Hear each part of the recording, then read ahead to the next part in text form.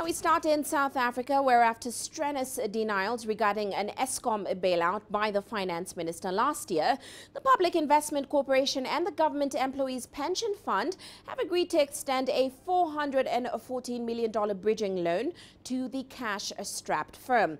Now this is the first cash injection Eskom has received since July 2017, when the utilities major lenders closed their taps to Eskom in the face of mounting corruption allegations and a corporate governance meltdown. Now, the loan will fund the company's operation during this month, including paying salaries and suppliers. Of course, Eskom hopes this new loan will spur other funders to open their taps as well.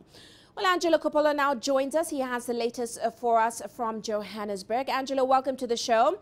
So what is the reaction, Angelo, been to this announcement that came out yesterday that, of course, the PIC was providing a $420 million bridging loan to Eskom?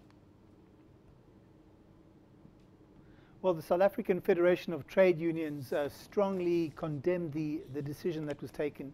Zwelinzima Vavi, the SAFTU General Secretary, told me that that $420 million is workers' money and that the Public Investment Corporation is by law bound to prudentially manage clients' investments and deliver returns that meet but preferably exceed client mandates. Vavi says that Eskom is an extremely insecure investment, given that it's reported to be on the brink of insolvency.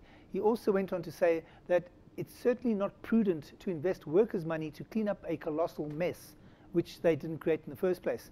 Adding to the voice of SAFTU, the National Union of Public Service and Allied Workers expressed its shock.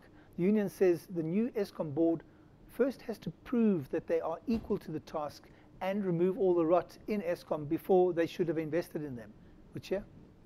Well, Angelo, has Eskom management provided more clarity on its plans to find the other $1.25 billion that it needs to tide itself over beyond March?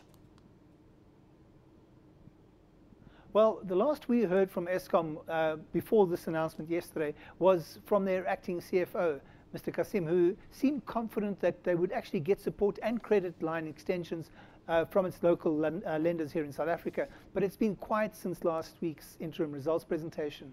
We also don't know on what terms any kind of credit will be extended. It's likely to be a lot more expensive than it was during the last facility that Eskom got, because you'll recall Eskom was downgraded last week again. So Eskom is also waiting for a hearing with the regulator to see if they can actually squeeze a bigger increase out of the regulator, which means the consumers are going to be paying more for electricity, and that could also take some of the pressure off them, Well, Angelo, following that corporate governance meltdown, has the management situation at Eskom stabilized now since this new board took over the company?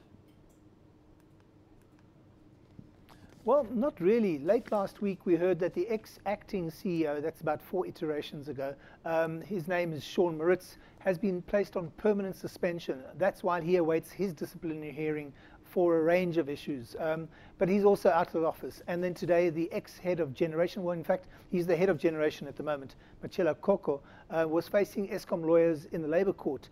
And news out late yesterday was also that he's facing a new set of charges. So even if Koko manages to beat the current case, he's got another case to answer to. So it's likely that's not going to end well either. And of course, there are questions now being raised about the next management level below that executive group that has been culled.